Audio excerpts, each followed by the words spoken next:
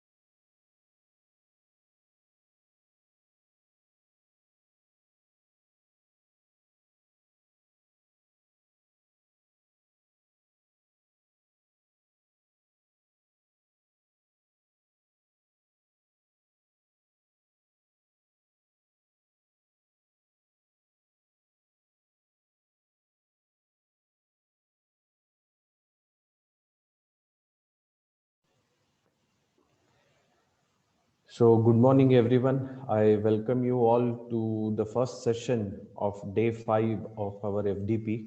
Today is the last day, and we have two young entrepreneurs from Static, and the aim of their company is to build EV charging infrastructure all over the India, and they are also present in US. I'll just introduce today's speakers. We have fortunately two speakers today, Akash Deep and Pushpendra ji. Akash has done his bachelor's in mechatronics engineering from MIT with over 3 years of technical experience at Tata Motors. He worked on process and design optimization for commercial vehicles.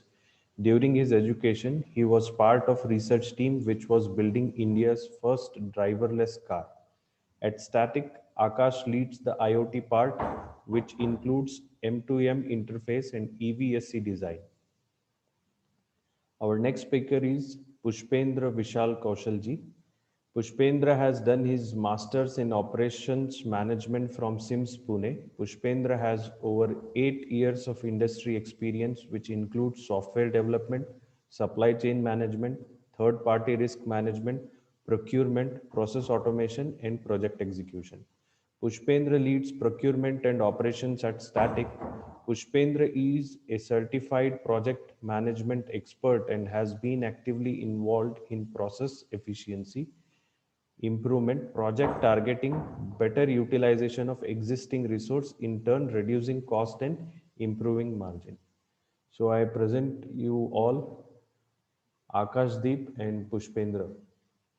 Over to you, sir. Thank you, Pavanji. Hope everyone had their breakfast and have enjoyed the past 4 days. And it would have been a very informative session in the past 4 days. So what we would try to take you through is the agenda for just. So the agenda for today will be a brief introduction about Static and us. Our introduction is already covered in detail by Pavanji. The pillars of electric mobility ecosystem, the global electric vehicle charging standards. This is something that you would have heard over and over again in the last 4 days, but we'll still brief you through that. the levels of EV charging infrastructure that is present across globe, components used in EV fast chargers, sources of these components and the current challenges for the industry, current EV scenario in India, what the future looks like, and in the last 5-10 minutes, we'll cover Static's portfolio.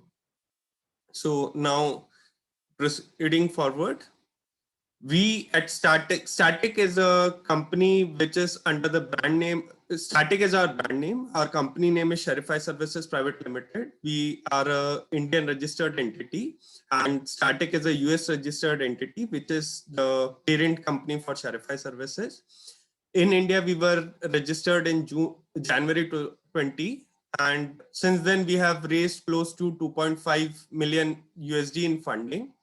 We are present across 27 cities. We manage more than 100 plus charging stations, and out of that, 20% charging stations are established by us.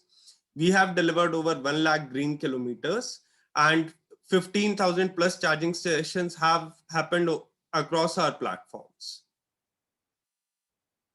Now, who we are, as I mentioned, we are a very young startup. We graduated from, our founders graduated from Y Combinator Summer of 20 program, which happened last year in May. And due to a lot of Corona issues, they were unable to go to US like every Y Combinator graduate does.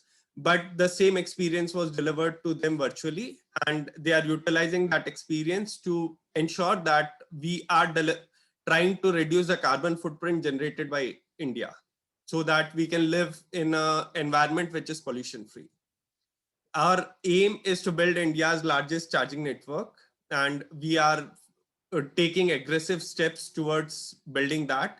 We have a plan of establishing more than 60 plus charging DC fast charging stations and 100 plus AC charging stations in India by end of this year.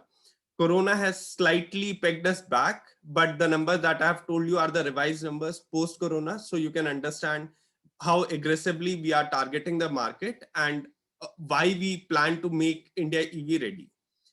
We are the winner of WWF Climate Solver Award for 2019. Even though we are a 2020 registered company, we were able to take part in this program because this actually happened in 2020. And our concept was developed in 2019. So we were able to submit the concept, and by the judgment came in 2020. And that's where we were awarded this. There are only 15 organizations in India which have been awarded this award. We are supported both by Y Combinator and NASSCOM. NASSCOM was the first one who realized the potential that we have and incubated us in their warehouse. Below is the list of mentors who support us, guide us, and mentor us. And if you can see, those are renowned members of the entrepreneurial fraternity and have achieved a lot in the field that they are in. We have been featured in Your Story.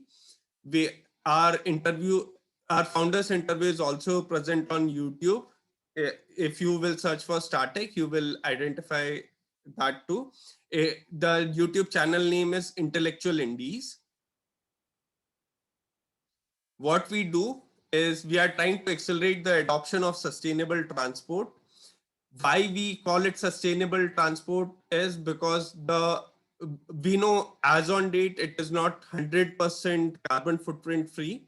But if you look at the last mile that is there, and if the input starts becoming renewable, you will see a drastic reduction in the carbon footprint left by the four-wheelers, two-wheelers, and all the automobile sector that is there in India.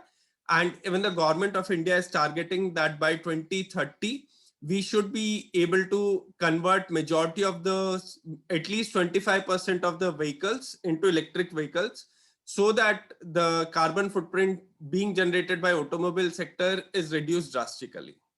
We have three offerings that we have in market. First is our mobile app, which is used by the end customers to locate the charging stations. They go and plug the charger. They can start and stop the transactions using mobile app. Also, they can pay for the units consumed at that charging station using the mobile app. The second offering that we have are the electric vehicle chargers, which we will brief you through later in the deck. And we also provide charging system management solutions, which can be used to by a charge point operator to manage their charging stations. So that's a brief about what we do. A brief introduction is already given by Anji, so I would like to skip this slide. Now, coming to the pillars of electric mobility ecosystem, as per our understanding and as what World Resource Institute defines, the 4 pillars of electric mobility ecosystem are: first, the electric vehicles, which end users use to commute between destinations. There are 3 categories as of now. One is all electric. There are plug-in hybrids, where the means it is driven by a specific kind of fuel, but at times to increase efficiency, they have a battery installed which can take over when there are certain circumstances that are met. And based on that, you will get an enhanced mile and you will get a feel of electric mobility. But this is not pure electric mobility. It involves other sources of fuel too. And then there are hybrids, which do not means like there are other modes which generate electricity, and using that electricity, the vehicles are running on the road.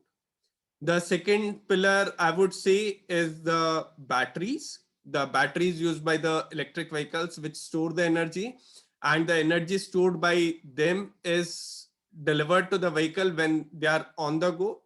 So there are 2 components to this. First is the batteries, and then is the battery management system, which is there in the vehicles, which tell the charging station or the software that is being used by these vehicle owners that what is the current state of the battery, how much they can use. Like, we have fuel systems that are there in our current ICE vehicles. Similarly, battery management system does give you the analytics and other information regarding how long you can travel using the current this thing, and how much current the battery should drive from the charging station.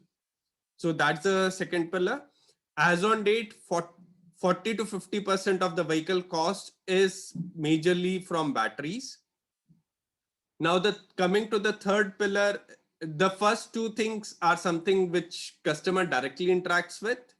The third one is where 2 entities interact, which are the re-energizing system, which are the charge point operators and the EV owners interaction. So re-energizing systems are systems which are used to refill or ensure recharge your batteries so that you can go back on road, travel as much as you want. It's like a petrol filling or a diesel filling station that we have for non-renewable sources of energy. There are 2 models that are available in re-energizing systems. One is a plug-in charge model, where you go to a charger, you plug in the charger, and the electricity is delivered, which is either delivered in AC form, which is later converted to DC using an onboard charger, or it is directly delivered using a DC charger, which is an off-board charger. So that is one way of delivering recharging your vehicles. The other way of recharging is the swap model, where you pick the battery out, put it in a charging station, and pull a battery out from there and plug it back into your electric vehicle. So these are the 2 ways you can recharge your battery.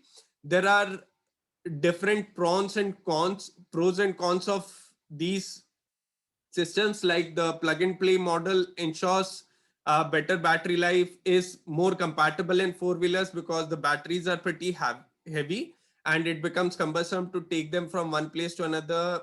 Also, for the swapping model, you need to have the same kind of batteries because a charging station can recharge a specific type of battery. So there are other issues that are there related to the swapping infrastructure model. We at Static only follow the plug and charge model as of now. We do not target the swapping model. In future, probably 4 or 5 years down the line, in case we feel there's a need to enter the swapping model too, we may enter it. But as of now, we have restricted it to plug and charge model only. The other factor or the fourth pillar of electric mobility ecosystem, which impacts everyone, is the manufacturing capacity of the EVs, because until unless people start buying, manufacturers will focus only on a limited set of vehicles and they will produce a limited quantity every time. Also, and if means as the research and development happens, there will be a lot of technology advancement that will happen, and based on the technology advancement, the cost of the battery will go down, the cost of the vehicle will go down, which will make it more economical and more user pocket friendly, which will further enable users to adopt, because as of now cost is also a major factor due to which people are not ready to switch to EVs. There are other factors which we will cover later during the presentation, that what are the hurdles or what are the current challenges that are there. The third major player in this pillar is the power grids, because those are the power distribution companies are the people who are the companies which are supplying electricity to the charging infrastructure providers. And there are a lot of incentives being given by these companies to enable faster adoption of electric vehicle chargers, but there are certain on ground challenges that we have been facing or the other players in the industry are facing, where the policies that have been created are not actually being implemented. And the other issue that power grid management companies have is they are not sure, because the user behavior is not known, so they are not sure when the system will be fully loaded, means when the peak EV charging will happen and when people will charge it during off peak hours. So that is something which power grids are currently working on and trying to understand the situation so that the grid does not go down due to overload on grid. So that is also one of the key players. As of now, power grid players are proactive and trying to ensure that the things go in right direction, because what happens using the re-energizing system is a lot of electricity is sold, and once electricity is sold, they start making profit on that, and the ultimate goal of a business is to make profit. That's why they foresee that this is a very big business for them and something which can reap them a lot of benefits. So that's why they are actively focusing on the electric vehicle charging ecosystem and are a key player in the ecosystem. Now coming to global EV charging standards, Akash will take it over from here. Good morning, everyone. Is my voice audible, Pushpender? Yeah, I can hear you, Akash. Okay. So thank you, Pushpender, for the brief introduction. And I also want to welcome all the participants who are viewing this presentation. Okay. So I know it's a morning session, so I won't bore you much. I just want to give you as much practical knowledge as I have so that you can also get inspired to do in this EV charging mobility segment.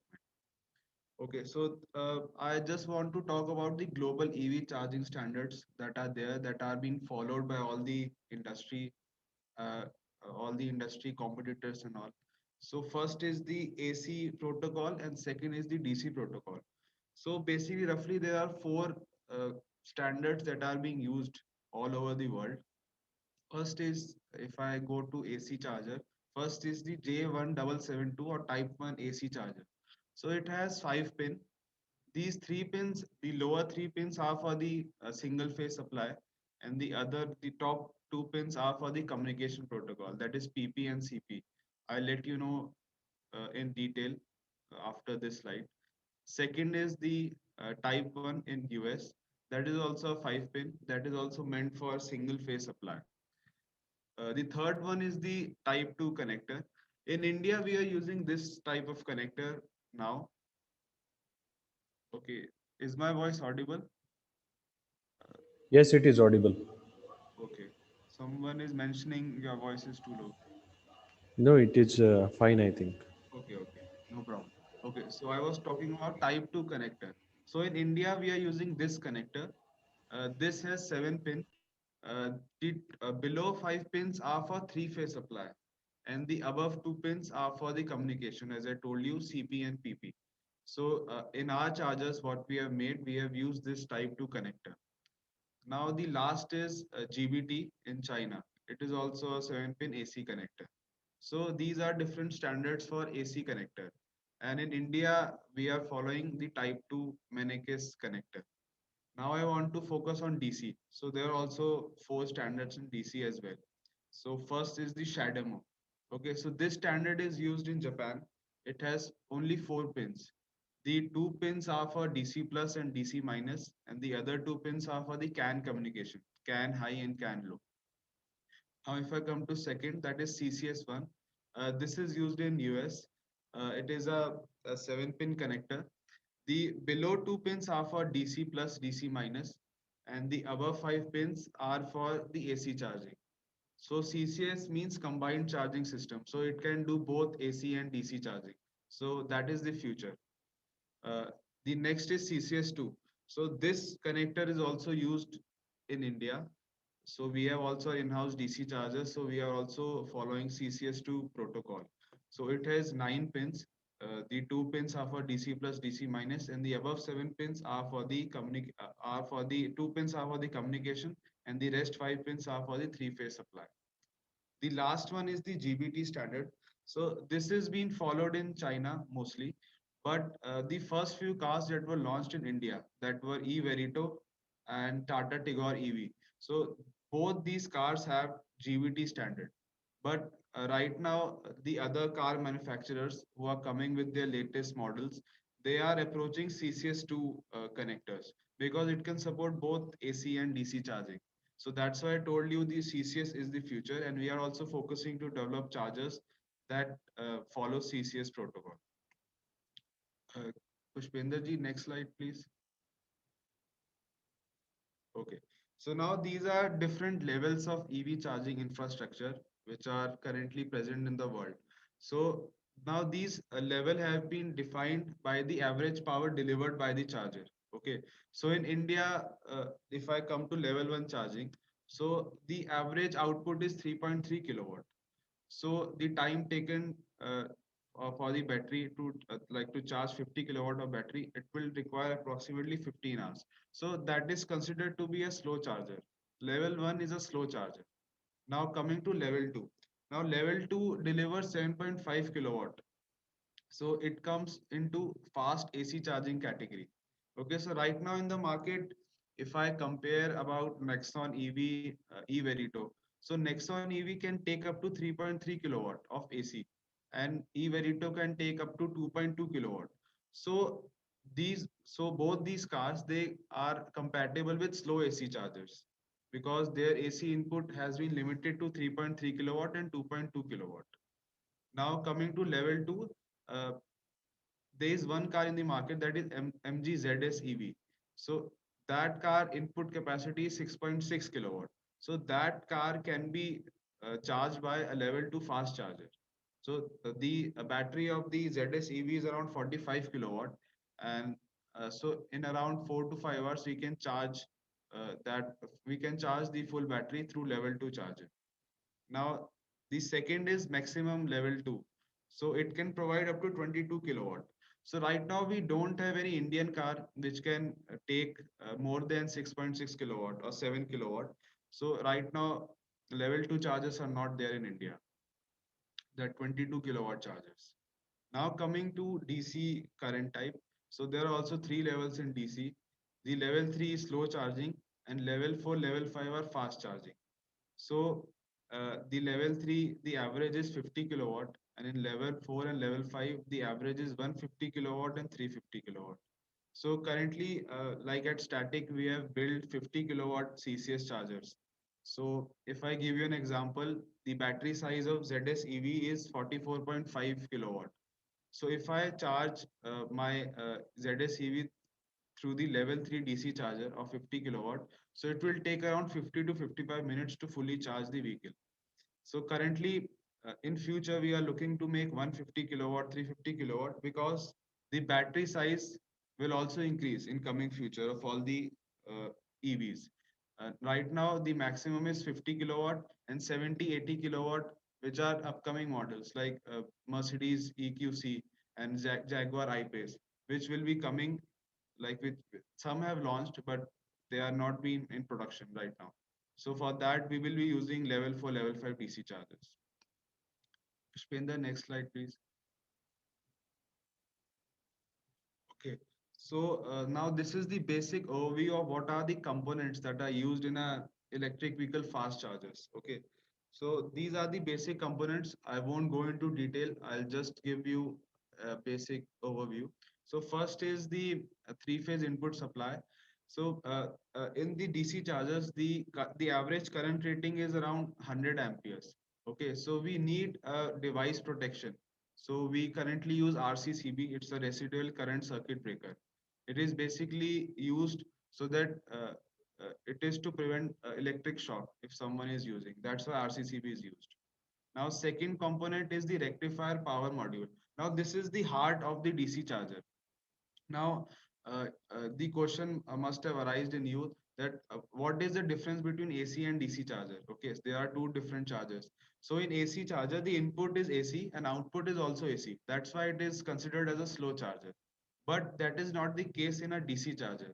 DC charger, the input is AC, but the output is DC. That's why it is able to charge the car more quickly than a slow charger. So the basic component that does the same for DC charger is the rectifier power module. It converts the AC supply to DC supply. Okay, this is the main component. Now, third is the SPDs, surge protection devices. Now, whenever a device is installed in an outdoor place, so there may be voltage variation surges. So we need a device which can protect voltage spikes in alternating current circuits. Now, the fourth component is DC to DC converter. Now there are various electronic components, okay, ranging from 24-volt to 5-volt. For example, I have LEDs, I have fan, I have a controller which will control all the components. So there are various variable DC ranges. So we need a DC to DC converter to power all those devices. Now, fifth is the DC output gun. As I mentioned before, all the like GBT, CCS, these are different types of DC output gun. So, like these are the like from this only we are able to deliver output to the vehicle. Now, sixth is the energy metering devices. Okay, so it is used to monitor the energy consumption done by the vehicle. Because as I said, like at Static, we have our own mobile app. So the user who charges the vehicle has also like can pay the bill on the app. So we need a proper metering device which can do all the power calculations so that the user can do the payment. Okay. Now the last, and this is also the major part of the DC charger, this is the charger controller. It communicates with all the various modules of the charger and the battery management system of the car. So this charge controller, this can be divided into two systems. Like in a CCS charger, there are two controllers. Like one is a PLC controller, power line communication controller, and one is the host controller. But in a GBT charger, there are two types of controller. One is a CAN controller, and second is a host controller. So there are different configurations for different charging standard. Next slide, please. Okay, so now I want to discuss on the availability of these parts in India. Okay, so in the last slide I mentioned all these 7 components. So as you can see, we have mapped all the components which are available in India and which are not. So the first is the RCCB. They are like available in India. They are of good quality, and we have already used these components. So they are good. Coming to the rectifier. Okay, so the rectifier, they are not available in India, which are specific for EV purpose. Like obviously in India, we manufacture rectifiers for like for electroplating machines and for higher rating 30 kilowatt, 50 kilowatt rectifiers. They are made in India, but they are not specific to our electric vehicle mobility platforms. Because if you like, I'll show you pictures of a DC charger. So the rectifier that is used in a DC charger, it's very compact. Like the dimensions and all are very small because it has to fit inside a DC charger. But in India, what we are currently using rectifiers, they are quite huge. So we are not able to incorporate our in-house rectifiers into our DC chargers. So that's why we are importing those rectifiers from China, Taiwan, and Europe. So that is the main focus point, that we should be able to develop these rectifiers in coming future in India, because that is the main component of the DC charger. Third is the surge protection devices. Yes, they are available in India. There are many in-house developers and the quality is also good. DC-DC converter is also available in India. Now, fifth is the DC output gun. So this is also a major part which is not being manufactured currently in India, like the CCS gun, Type 2 gun, GBT gun. They are currently not available in India. So we have to import this from China, Taiwan, and Europe. So this is also a major point which India has to target. They have to capture the Indian mobility market. Now, sixth is the energy metering device. So this is also available in India. Good quality products are available. We have used it and I have a very good feedback about these devices. The last part is the charger controller. Okay, so now we have two options in this. We can make our in-house charger controller or we can procure from someone else. So in India, there are 2, 3 manufacturers who are making their charge controller and they are also available, but the product is quite costly in India because some components they are also procuring from outside. So that's why the cost is on the higher side. We can procure the charge controllers from Germany, China, Taiwan. So this is the basic overview of what all the components that we are using in fast chargers. What is the availability of India? So just to give an overview, so we are lagging in rectifiers and the DC output connector. So these two parts currently nobody is making in India, and these are the most important parts which are there in the fast chargers. So now I want Pushpender to please. Yeah, I will take it over from here, Akash. To add to Akash's point, we have made in India AC charger, but it is not 100% made in India because the output gun that we use with the charger is something that needs to be imported. So as Akash mentioned, these are the few things that the industry or our esteemed members of this conversation can take it back, do a research or help MSME sector develop these components so that we can be fully self-reliant and we can work on the vision of Made in India. Also, charger controller is something where there are charger controllers, but they are on a very higher side. So that is also something because that is the brain of a DC charger or AC charger. So in these things, these are the places where if India can improve, we can easily beat China with the resources that we have, the brain that we have. So now coming to the next slide, the current EV scenario in India. So as per the surveys that have been done or the market penetration that is seen using the sales numbers, Indian EV market penetration is only 1% of the total vehicle sales in India. And among that, 95% of the sales is of electric two-wheelers. The major reason for this is, first of all, electric four-wheelers are very costly and not everyone can afford a four-wheeler in India. And the break even or the return on investment period is also on the higher side. Whereas when it comes to two-wheelers, majority of the Indian families use a two-wheeler and a lot of people can easily afford it. The cost difference is there, but still the two-wheelers can be easily charged at home, which saves a lot of operating cost for them. And also it is easier to park, and a lot of delivery companies use two-wheelers. So those companies have started switching to two-wheelers. Hence the number is on the higher side. There have even been case studies where people like security guards or other low or medium income group people have started switching to electric scooters and are reaping the benefits of these. And as I mentioned, the average on-road price of electric vehicles in India is not attractive enough for customers, due to which people are not taking the right steps or switching quickly. The second major hurdle in India becoming EV ready is the all the batteries, majority of the batteries that are being used in these EV vehicles are being imported from outside like China or other countries, and that is costing 40 to 50% of the vehicle cost. So until unless the cost of the batteries, the lithium ion batteries being used in these vehicles come down drastically, the EVs will not become affordable for people to start switching. From the price difference between diesel or petrol vehicles compared to electric vehicles will will not be reduced that much. So this is something that we or the Indian manufacturers need to work on.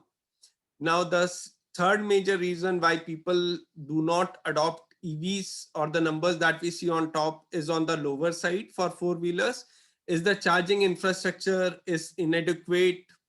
There means when we call it inadequate, the reason for that is it's more like a chicken and egg story. Like, did chicken come first or egg come first? So in this case, the charging infrastructure providers say or feel that until unless there is electric vehicles on road, nobody will use my infrastructure. So why I should establish infrastructure? Whereas the EV owners say that why should I buy a electric vehicle when there is not adequate infrastructure? And we have seen a lot of customers facing this issue. Being a charge point operator, we have seen people stuck for 3 or 4 hours as of now on road because their vehicle died out and they did not had any charging station nearby. So this is one of the major issues that the industry is facing as of now. We are working, and other players like Tata Power, Magenta Power are working in providing this thing. But then again, until unless the EV owners numbers start increasing, the returns will not start showing up. And until unless there are not good returns in a business or justifiable returns in a business, new players will not start coming in. Government is trying to push as much policies as they can to incentivize people setting up infrastructure, but the policies are only on the scale on operational cost.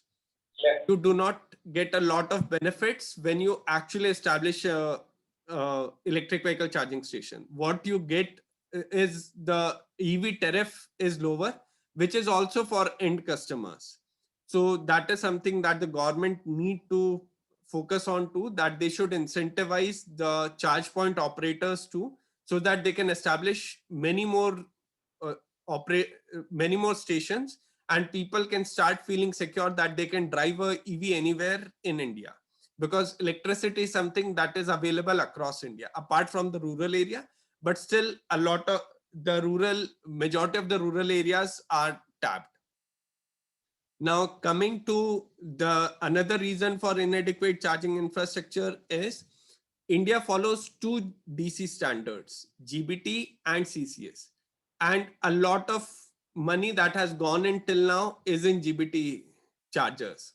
Whereas, first of all, the cost of a GBT charger compared to CCS charger is 40% of what the cost of a CCS charger is. So it is easier for people to establish GBT chargers. Also, all the government vehicles that came in earlier were GBT vehicles, so people felt that the vehicles that are being procured by government are the same vehicles, and those are the same vehicles which are currently being used by fleet providers or taxi players. So that is a reason why people started establishing a lot of GBT charging stations.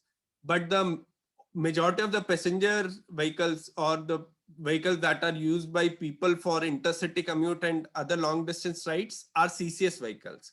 And and there is another standard, as mentioned earlier, CHAdeMO. In case a player brings a CHAdeMO vehicle tomorrow, then again the same complaint will happen. So until unless we combine or stick to limited standards, the charging infrastructure will never be adequate for everyone. Now, the range anxiety among customers, like if I'm traveling if my manufacturer says I have a range of 300 kilometers, that's a standard range. For petrol vehicles, you know that if the manufacturer is claiming 20 kilometers, the actual range on ground will be 17 or 17.5 kilometers.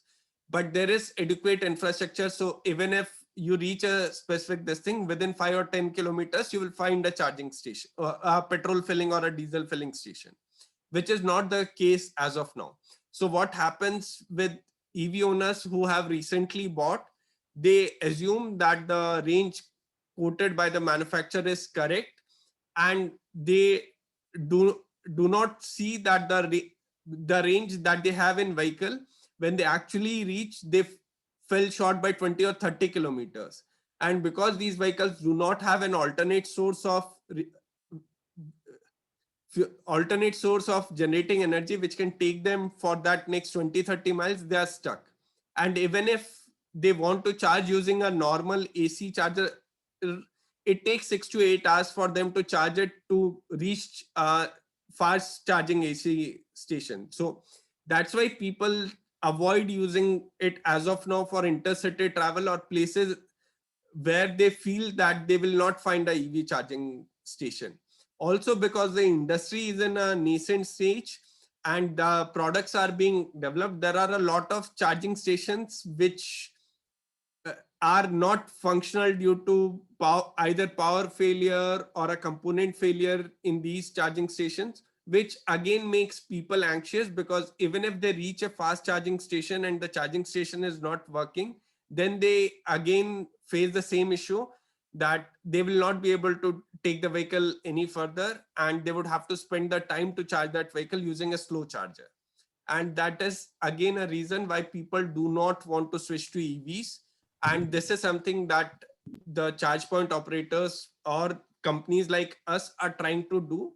But there needs to be other players who should come in, or other people having land who can help give, who can help, because this is a delicensed industry. Those people can give land, and other charge point operators can establish charging stations on those land parcels, so that it can be eased out for EV owners. And the more the number of charging stations will be there, the better will be the EV adoption, and both the parties will benefit from it. The fifth major hurdle why Indian EV ecosystem is lagging behind, or is something that we do not call a clean energy, is only 38% of the energy that is generated in India is using renewable sources. So even if you are saying that you are driving an electric vehicle, the electricity that is coming, 62% of that is either from diesel, coal, or other non-renewable sources of energy. So that is one of the reasons why corporates try to enter into that. But when they try to calculate the carbon footprint, ultimately they feel that there is not much of a carbon footprint change.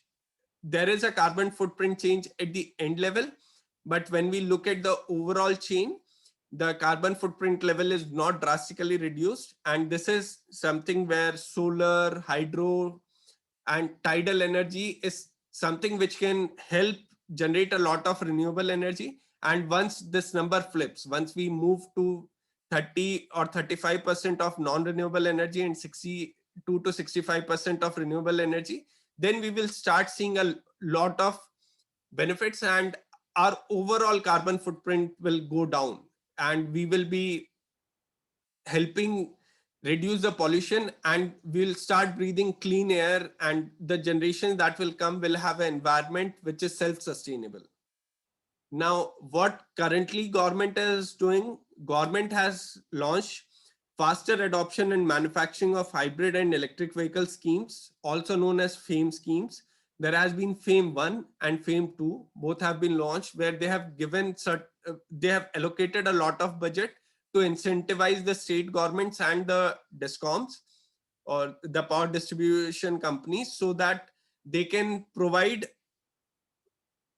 electricity at reduced rate, or they can provide incentives like road tax is not charged on electric vehicle registration as of now. A lot of state governments have waived off road tax so that people start adopting electric vehicle chargers, and that has reduced close to 10 to 15% of cost of ownership of a electric vehicle. compared to means that Delhi government reduced 1.5 lakhs on the vehicle registration on the vehicle fees, and then there was again no road tax on the vehicle when they register. So if I would have to go and buy electric vehicle, I actually paid only 80% of the on-road price of the vehicle compared to what I would have paid if those incentive schemes were not there. So we would say that the government of India is taking a lot of incentives in this space, but until unless those people start adopting those incentives and the government start passing on those incentives to end users, till that these policies will just be policies and will not be actual user benefiting policies. And these are direct financial benefits that are given by government. So one step is reduced, but there are other policy hurdles that people face on ground as of now. Like we face challenges when we apply for EV, even though there are electric vehicle charging connections that are provided by distribution companies, but there are 10 bottlenecks. Like if your property has an existing connection, the distribution company says we cannot provide you an electric vehicle charging station connection here because you already use a different category of connection. So those kind of hurdles are still being removed. And once those start being removed, you will see a lot of infrastructure players also coming into this thing, which will enable a lot of infrastructure development. And once infrastructure is developed, even the EV owners will feel comfortable about the same.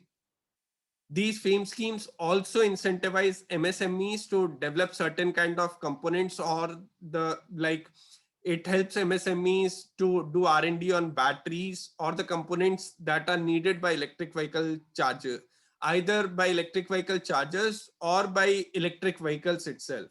So these subsidies are also boosting MSME and other players so that they can focus more on research and development of electric vehicles and make them further affordable for end users, so that India's vision of achieving 25% by 2030 is easily achieved. So that's about the current EV scenario in India. Now, how the future of EV looks in India. So if you see the aims, the aim set by government is pretty high.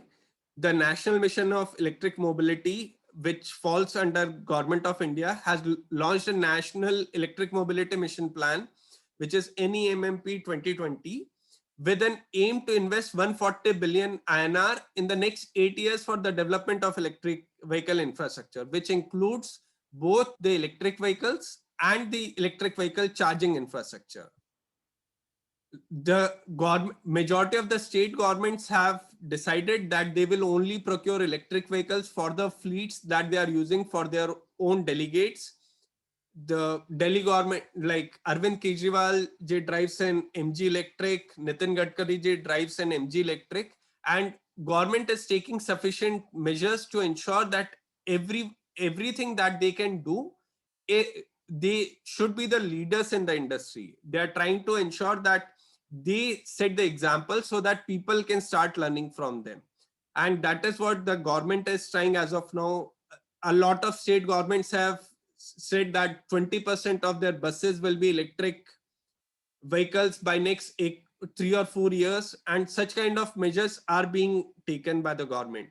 And that is really helping the industry. But unless people start adopting these, or people start feeling comfortable with electric vehicles, ultimately it will be something which depends on the end users. And if we boost this, then we will be able to achieve the target that the government has set, that every fourth vehicle that registers in 2030 should be an electric vehicle. Now, investment by fleet operators like Ola. Ola has come up with an electric two-wheeler division, which is a completely made in India product. And even the manufacturing plants are in India. There are certain components not manufactured in India are being imported, but all the assembly and manufacturing is happening in India. Uber has also announced that they will have 20% of their electric fleet to be electric vehicles. Meru uses a fleet of electric vehicles. There are a lot of taxi owners which are coming up with electric vehicles. Corporates are adopting electric vehicle fleets compared to what they used to do, so that they can reduce their carbon footprint and help India achieve the vision of electric mobility. So these 2 and 4-wheeler adoption is something which has shown a lot of scope for the future vision that the government has, but we will have to see for next 2-3 years how people react to it and how the industry shapes up and where we are on our target of achieving the vision that has been set. As mentioned earlier too, the power distribution companies are giving special EV category tariffs to boost the EV infrastructure deployment. The only challenge here is the policies that are being made have certain challenges that need to be ironed out on the ground, because the engineers or the distribution officers that are there, the subdivision officers, do not actually know about these policies, and it leads to a miscommunication or a lot of tussle between the charge point operators and the distribution companies, which delays the infrastructure adoption in India. And until unless the infrastructure adoption picks pace, the MSMEs who are developing components for electric vehicle charging stations or for the electric vehicles will not be able to scale up, because the sales will not be on the higher side. So this is something that the government and the distribution companies are working on. We are also trying to educate the people that we are interacting with by sharing the policies that are released by the distribution companies. And we are seeing success, but this will again further take 2-3 years, and means we are hopeful that once the policies are released, it will actually convert into real world scenario, real things being done on ground. Now coming to the vision of 2636 electric vehicle charging stations across India to decrease the range anxiety. In this vision, government has decided that they will put level 3 chargers at every 25 kilometers on highway, and level 4 or level 5 chargers every 100 kilometers on the highway. And based on that, expression of interest was floated, which was taken in a very good way by all the players. But the restriction that is there as of now is, if people start investing in those, the number of electric vehicles that are there on road do not make it economically viable, and also the technology is evolving. So if as of now everything is covered, we may not see a lot of utilization on these, and the return period will be somewhere around 8 to 10 years. Whereas if this number of charging stations is set up in phases, where like we set up the first 500 in next 2 years and then increase to 1000 in next 2 years, that way the utilization will also be there, and the charges that were set up in first phase would have reached the end of life, or the technology advancement will do a justice to this thing. So the only input that we have here is this needs to be done in phases and not in one go, because what will happen is people will invest in one go, but when the returns will not start reaping the right benefits for them, later on when the second wave needs to come, there will be no second wave, and then again the EV owners will say that there is no technology infrastructure advancement from the charge point operator's side, and it will again be a chicken and egg story situation here. So I think we have taken a lot of your time, and we have tried to deliver what we know.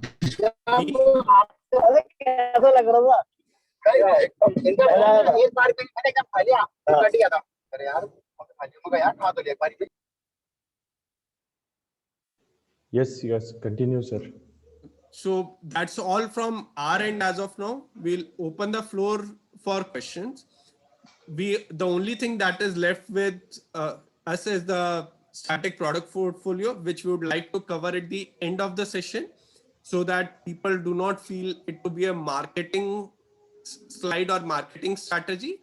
So we'll open it to the people or the attendees to ask as many questions as they want or any doubt that they may have in their mind, so that we can clear those doubts. And once we are done with clarifying those doubts, then probably we'll move to the static portfolio. Yes, if any participant has any question, they can unmute and ask.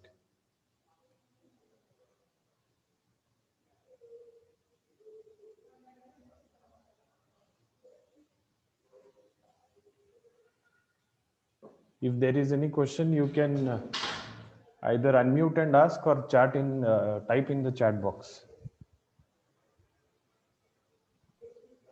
Hello. Yes, sir.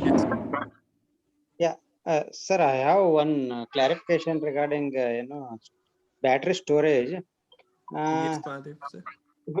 When we refuel the petrol or diesel in vehicles, Yes, sir. after long duration time we will kept quiet. Fuel will evaporate. Right, sir. In electrical vehicles, if you recharge once, when vehicle kept quiet in a long period of time, whether it get discharge the electricity or it will study, sir. So I will give you a normal example here, sir, not related to an electric vehicle. Even in diesel and petrol vehicles have batteries, right? And if you would have seen the manufacturer saying, if you have kept it idle for 15 days, please at least switch it on, just do a 5 minutes run so that the battery comes back to normal, and then switch it off. The same case is with the electric vehicles, that because the battery has a lot of chemicals which can start combining back to their original state and can discharge your battery. So in this case, it is recommended that you switch on your vehicle, keep it in idle state or drive it for 2 or 3 kilometers, so that the battery knows that the battery discharging reduces, and accordingly it can be kept for long run. But it means if you have a vehicle, it would degrade a battery if it is not used for a very long time. Means you would have to again recharge it anyways, but even the normal battery life will go down. Okay, thank you, sir. Okay. Any other question?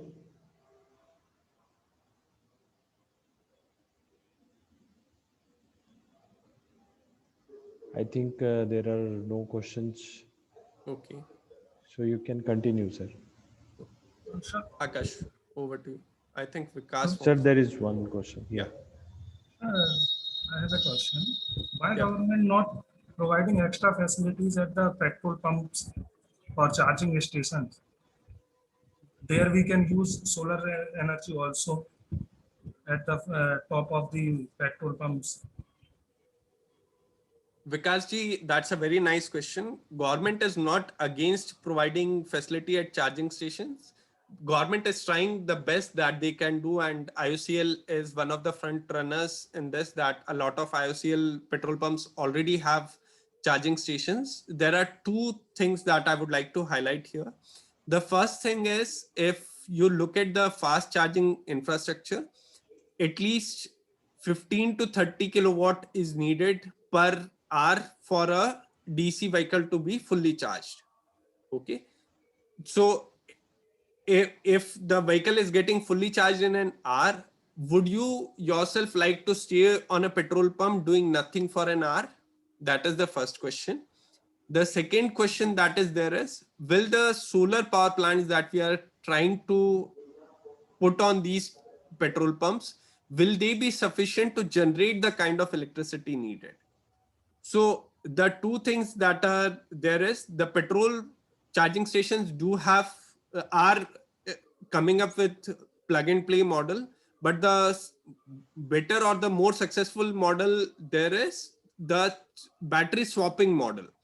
Because in battery swapping model, you don't have to wait, and you can put your battery there and take the battery, which is more successful in two-wheelers. So the solar that will be generating using the solar panels on these petrol pumps is also be very limited. And that is again something that can be used in a battery swapping model charging station. So for petrol pumps, a battery swapping charging station model works better until unless there are super fast chargers that come in and the vehicles are capable of taking charge from those. Because the transaction time that is there for plug-in charge models as of now is on the higher side, and people feel bored waiting at a charging station if they are doing nothing there. Thank you, sir. Thanks. We have two people have asked on the chat. So I want to reply to Sri Lakshmi.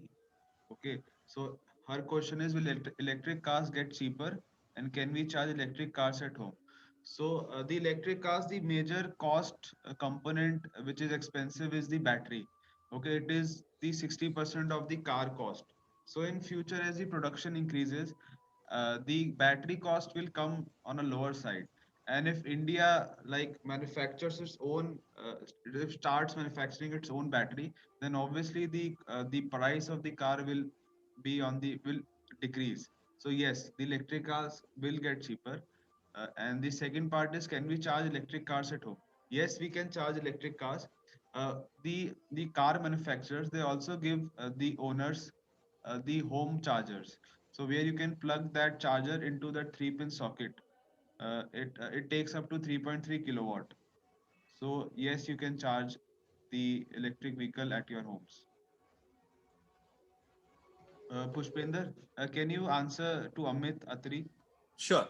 Yeah, also, one more thing that I wanted to mention, add to your point is the thing is that the charging time taken at home is 8 to 10 hours. So if you have sufficient time, you would like to charge at home, and people do prefer charging at home because even the electricity cost is on actuals.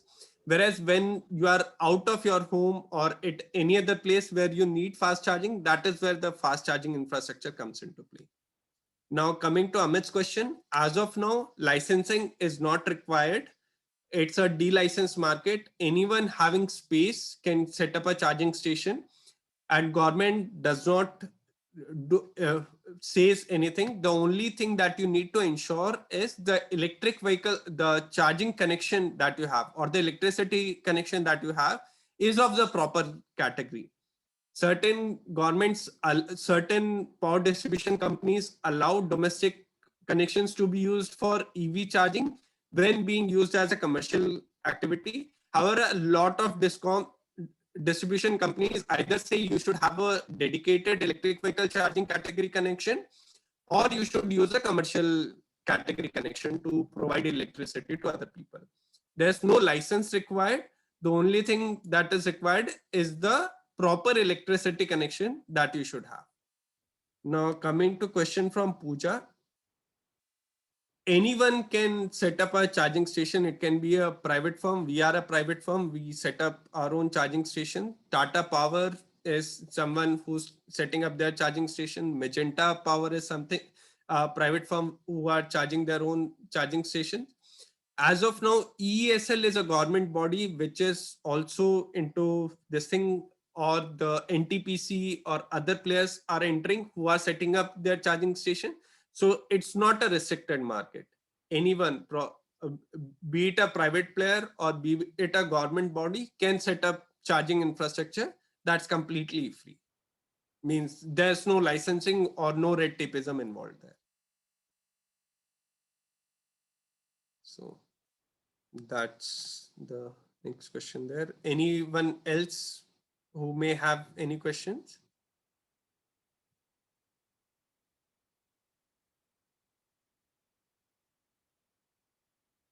If not, then probably we will continue with our products and how we have innovated in this space. So Akash will take it forward from here. Okay, so at Static, basically we have 3 products right now. First is the mobile application, second is our in-house chargers, and third is the CSMS. So I'll go in detail one by one. So first is the mobile app. So this is the most downloaded and highest rated mobile app on Play Store. Okay, so users can basically just discover the charger which is nearest to their current location. Uh, the map will navigate through to the charger, and you can just use the charger and then pay for your charging session. So it's very simple, and it is easy to navigate user friendly UI. And you can, there are many filters on the application, like which charger are you looking for. If you have Nexon EV and if you want to charge CCS, so you have just filter out the CCS charger and it will show all the CCS compatible chargers to your Nexon EV. So that's how simple it is. And it can be integrated with all Indian payment services, UPI payment, credit card, debit card, Google Pay, everything can be done through this mobile app. So it is a very user friendly app. The second, Pushpender, can you please change the slide? The second are in-house chargers. Okay, so the photo which you are being shown, that is in-house AC 7.4 kilowatt Type 2 charger. So it can be charged remotely through our mobile application and through RFID cards. The user can be authenticated through these RFID cards. Uh, it's over the air upgrade. All the software upgrade can be done over the air. The connectivity options are Ethernet, Wi-Fi, 3G, 4G, and this is OCPP 2.1. So those who don't know OCPP, it's a open charging point protocol. It's a must for all the chargers in the world. Okay, it's a OCPP compliant charger that we have made. Now coming to the protection, it is all the under voltage, over voltage protection, surge protection, temperature protection, and ground fault protection. So it's a CE certified product. And the output is 7.4 kilowatt. So for example, if I charge my MG ZS through this charger, it will take around 5 to 6 hours to fully charge your vehicle. But if you charge your ZS EV at your home, it will take 9 to 10 hours. So that's the problem we are solving. This is a fast AC charger. Next slide, please. Okay, now this is our upcoming product. This is a smart plug. Okay, it's a 3.3 kilowatt smart charger, and it is not just for any four-wheeler. Any two-wheeler and three-wheeler can also be charged through this smart plug. Okay, as I already mentioned before, like most of the electric vehicles, they take up to 3.3 kilowatt. That is 16 ampere. Okay, so that ampere rating is similar to what our geyser and air conditioners use at home. So this is a smart plug where we can, like this can be enabled through our app also. All the payment can be done through our app. So it's a very revolutionary product which anyone can use for auto rickshaws, like auto EV rickshaws and two-wheeler EVs. So it's a very nice, compact, smart charger. Next slide, please. Okay, now these are some chargers which we have installed. So these three images, we have installed CCS 50 kilowatt chargers at Gurugram facility. We have one GBT charger as well in the photo. So we have installed all type of chargers, and people are using these chargers through our mobile application. So they are already given us feedback on Play Store. Okay, so that's why it's the highest rated mobile application. And you can see the ZS Electric is being charged through CCS charger in the first image. And in the last image, eVerito, which supports GBT, is being charged through our GBT 15 kilowatt DC charger. So these are some chargers that we have installed in NCR area. Next slide, please. And the last is the CSMS. Okay, so this is a dashboard service that we are providing. Like suppose if I am the admin of one fleet company and I have 100 drivers under me. So if I am the admin, so I want to see which all drivers are using, what are the statistics, what are the charging time that the EV has taken. So all these stats will be shown on the dashboard. So as you can see the specs, one-stop management dashboard for charging stations. You can remotely start stop the charging stations through this dashboard as well. All the data analytics and artificial intelligence is supported on this dashboard. All the usage statistics, what is the billing, like how many charging sessions have taken place, what are the total number of chargers that have been installed. All the data can be seen through the CSMS software. Dynamic pricing capability, like what is the price, like mentioned for you at this particular charger, all can be like varied. Now, the remote firmware upgradation, all the software upgrade can be done remotely through this dashboard. Real-time charger management notification, error and complaint management system, daily report generation. So basically, this dashboard is also used for troubleshooting our chargers. Suppose a charger has been disconnected by some server error or something. So I'll get a notification on this dashboard that this particular charger is not functioning. So this problem can be resolved very quickly. Our operations team can like solve this problem. So this is a very efficient method for troubleshooting through this dashboard. Next slide, please. Okay, so this is our basically what we are trying to achieve is our ecosystem. We'll have a mobile app to find the EV chargers. The EV chargers will be installed by us only, and all the transactions and troubleshooting can be done through our dashboard services. So we are an end-to-end solution for this ecosystem. So that we are targeting. We want to be India's largest ecosystem in terms of electric vehicle mobility. So that's what we are trying to achieve. Next slide, please. And what we offer, finest product, the best EV charging technologies with reliable services because trust matters. All the products are in-house. Okay, apart from, as we discussed, some 2-3 components that are not available in India. Apart from that, the whole design is our in-house. All the manufacturing is done in-house. Second point, leaders in the EV market. We were the first movers in this segment. Like 2 years back, we started this, and like we are the front runners now. And made in India solution, that is the most important part. As I already mentioned, all the components, all the hardware, software has been designed by us in-house. So we are very proud to say that we are made in India solution.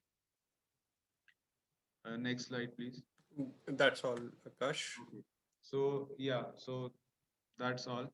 So Yeah. thank you, everyone. There are two more things that I would like to add as of now. So if you look at the time that is taken by an electric vehicle, charger to charger vehicle, it is on the higher side, and you cannot place a person to monitor the charging, because if someone is waiting there for 1.5 hour to end that charging station and collect the money, first thing, that is a very discomforting thing, because what will happen in that case is that person is not utilized, and you are paying from your profit to him, and ultimately will start making losses.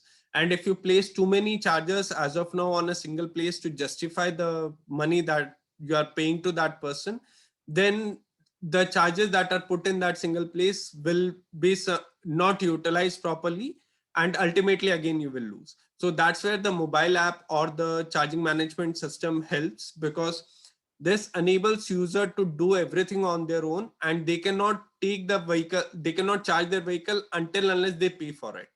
So financially, there's no burden on you because the cost of the person is saved. Second, all the transactions are monitored. There's no way that someone can steal electricity from you, because everything is monitored via mobile app and other surge protection devices that are there, which will not let people steal electricity using the electric vehicle charger. Second thing, what this enables is this enables 24/7 availability. So the 24/7 availability is because anybody can go to a charging station anytime and plug the vehicle and start charging. So that is where, for petrol pumps, you have to wait if petrol pump goes on strike, or there are X things that happen due to which you are unable to take petrol, or the petrol prices are going on the higher side and people stop selling petrol at certain time. In this, that is not an issue, because once an electric charging station is set up and if it is functioning properly, then anyone can just walk in, charge it. You don't need to interact. Even in let it be corona or any pandemic, there's no human interaction involved, and you can easily go ahead and charge your vehicle. Now, coming to the question done by Mahadevji, there are a lot of factors that come into this thing, because the cost of a smart plug ranges from 5,000 to 7,000 rupees, whereas the cost of a CCS dual gun 50 kilowatt charger is 10 lakhs plus. So it depends on the product that you are choosing and the location where you are placing it. So the close to 60-65% of the cost is of the equipment, and the remaining cost goes into installation and taking the electricity connection, because there's a security deposit involved in the electricity connection as well. Hope that answers your question. Now, cost for the installation in our site, as I mentioned, it depends on, because if you are installing a smart plug, maximum charges that you need to bear is 1,000 or 1,500 rupees, because it's just 3 wires that will come from the nearest socket. Whereas when you are installing a 50 kilowatt CCS charger, you need to provision sufficient load for that. You need to have 50 kilowatt load. You need to have space where the vehicles can come in and park. So all those factors come into picture there. And because the wiring used is of high quality, or we use 70 square mm wire, so the distance from the power source also plays a role in where you are installing the charger, because there are losses of the electricity coming from source and other factors that are there, which play a lot of role here. So that is all from our side. We are open to questions because we still have 15 minutes left. In case nobody has any further questions, then I will request Pawanji to close the session. We can give everyone 10 minutes back so that they can have the break and be prepared for the next session. Yes. So if there are any more questions, you can unmute and ask, please.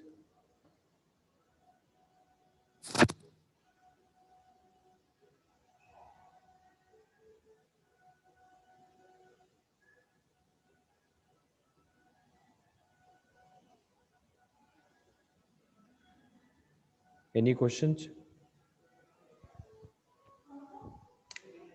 Hello. Yes, sir. Sir, as you said that there is no strict regulation to build up that kind of charging station. Yes, sir. So is there any method to start the station or any Sir, paraphernalia there is are there? 3 components needed. First is the electricity connection, second is the land, and third is the EV charger. If you have all these 3, you can start a EV charging station in 7 days. That's the max. Okay, so this will be treated as a business purpose. Yes, it is for business purposes. You can use it for in-house this thing, but for that you will not have to establish a lot of this thing. You can use your plug or buy a 7.5 kilowatt charger and charge your own vehicle. Nobody will question. That is for one vehicle. Okay, sir. Okay, thank you, sir. Okay, Any other questions? yeah, Yes. Guru has asked, what would the research scope in charging stations for an MTech student to work on this area? So I would like to mention 2-3 things. Okay, so basically a charger consists of a power line communication standard. It follows all the PLC standards, and all the CAN communication comes under the charger scope. All the power electronics embedded system, these all things come under the MTech student scope. So these are the like research areas where one can study on these. Okay. Any other question?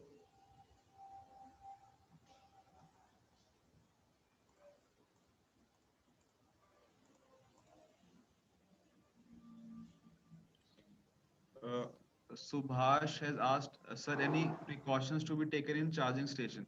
No, actually, all the charging stations, they are all like CE certified, ARAI certified. So all the safety checks have been done previously on the prototype. So there is no need to take There any. is only one thing that you need to ensure, Suhas, that the area where you are establishing the charging station should not be a flood or waterlogging area.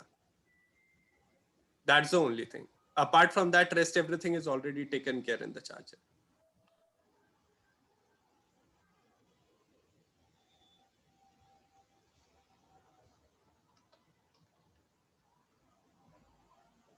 Okay. Any other questions? Thank you, sir. Any other questions? Guru has again asked any funding agencies which can fund for setting up charging stations. As of now, there are no funding agencies, Guru. It depends on the players that are working in this space. You can reach out to any of the players, and accordingly, the players will respond. And because it is market dynamics. Sorry, I did not get that. Department of Science and Technology is what you mean by DST? DST is funding development of EV chargers, but I don't think they are funding setting up of EV chargers.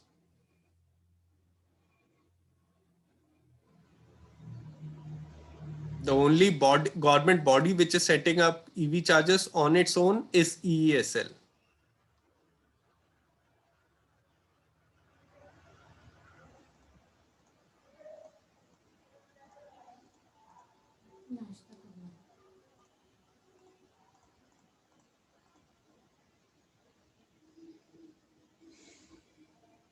So I think we don't So I have think- any further questions. Yeah. So I thank you, Akash Deep ji and Pushpendra ji. It was a very wonderful lecture.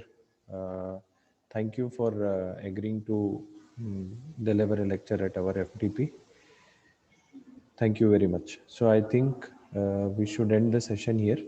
Yeah. Thanks a lot, Panji. Thanks a lot for inviting us for this event. Thank you. Thank you everyone for attending. Thank you. I'll end this session here. Sure.